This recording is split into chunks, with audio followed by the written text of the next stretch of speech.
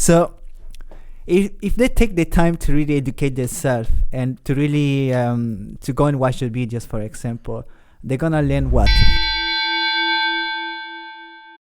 They're gonna learn a couple of things. They're gonna learn to avoid getting scammed and hacked. Yeah. I'll give you an example.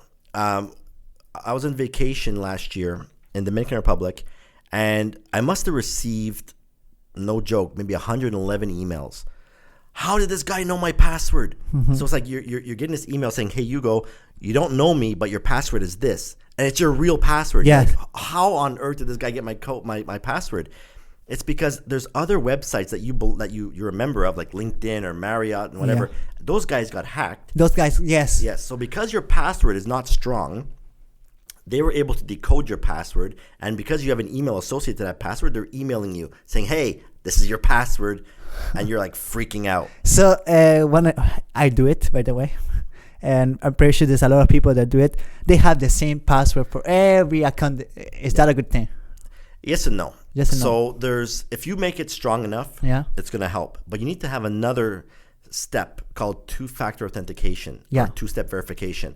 So first thing you got to do is create a password that's at least 16 to 25 characters long, right? I know what you're thinking. Like, this guy nuts. Like, I remember a password. Yeah, how do you remember that? So if you can think of song lyrics or phrases, for example, and don't use this password because about 1 million people has it. If you think of a phrase like, "I had a great day at work 2019 exclamation point." Wow, that's long. Okay? Yeah, It's yeah. a phrase. Very, very simple. Capital or just simple? Like, now we'll just start simple. Okay. I had a great day at work 2019. You're like, "Oh yeah, that's easy to remember." Remove the spacing. Capitalize each letter of the word. And that password alone will take you 10 years to crack. And so because we're on this podcast, we want to make your cybersecurity even better. You want to replace the O's with a 0, Yeah. the A's with an @ symbol, and that password will take 39 centuries to crack. Oh, wow. Until unless I hacked into a server. Then there's techniques now that allows me to take this information without ever knowing your password and sign in. Yes. So the attack is called pass the hash. Now, I'm not talking about the good old college days here. Yeah.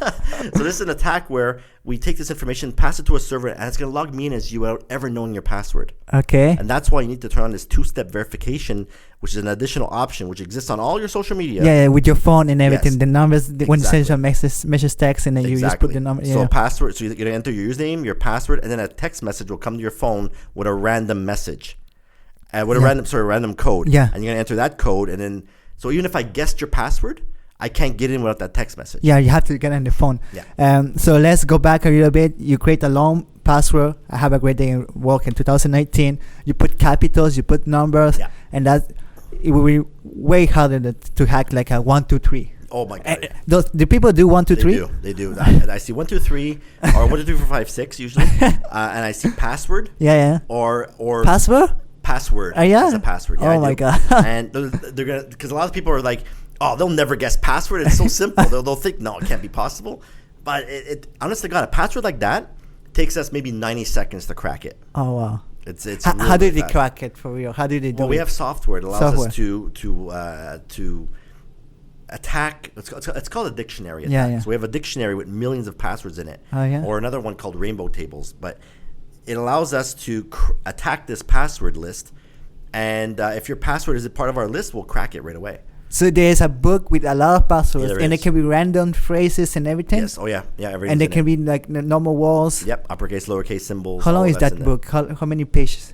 It's not an actual book. Uh-huh. It's a file. File. So the file has millions of passwords in it. And you go through all of The that? software does it automatically. Okay, yeah. So people think, "Oh, he's gonna guess my password one by one," but it's not true. We have a software that goes and cracks it, Yeah. so we can go to bed, wake up the next morning, and boom, there's your password. So they, like in the movies when they just see it going in. when you start seeing all the stuff going across.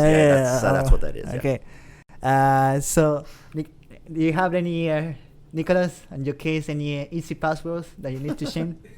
No, I just invented a word. You look like you're sweating there. Like, oh my God, I don't even know my password.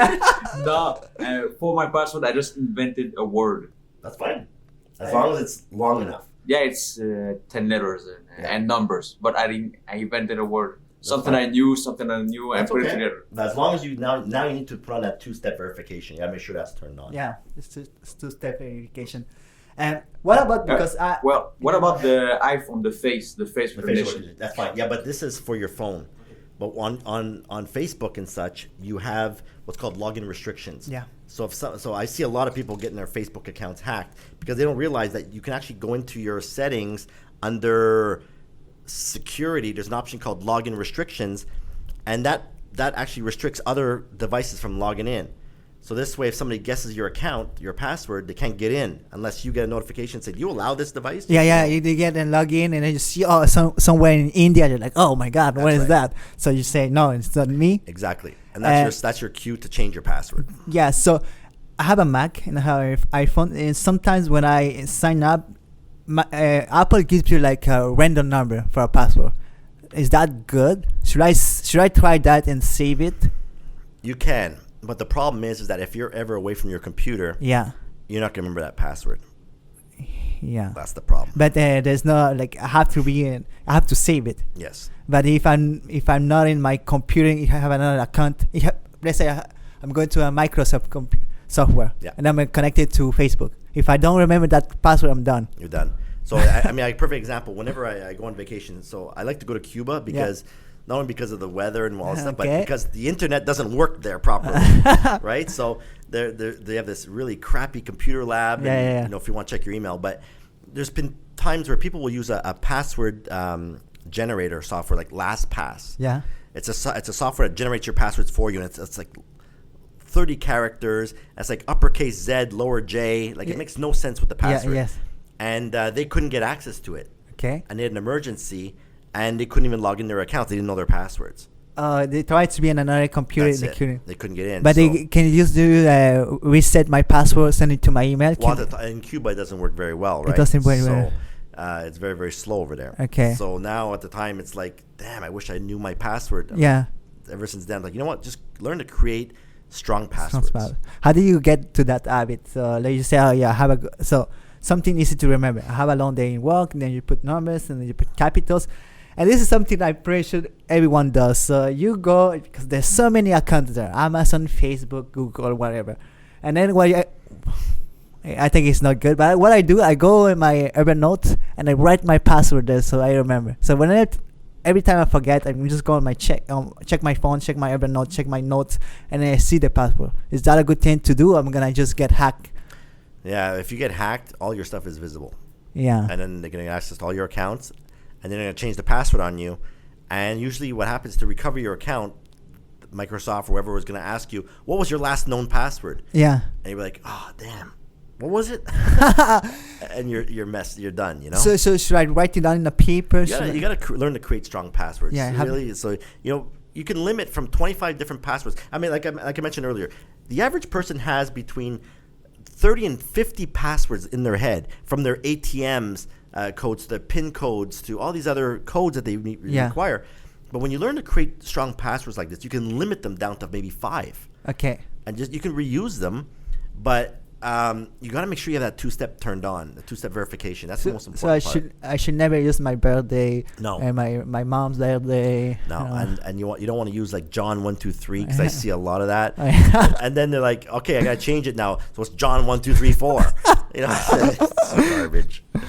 So yeah, I see a lot of that.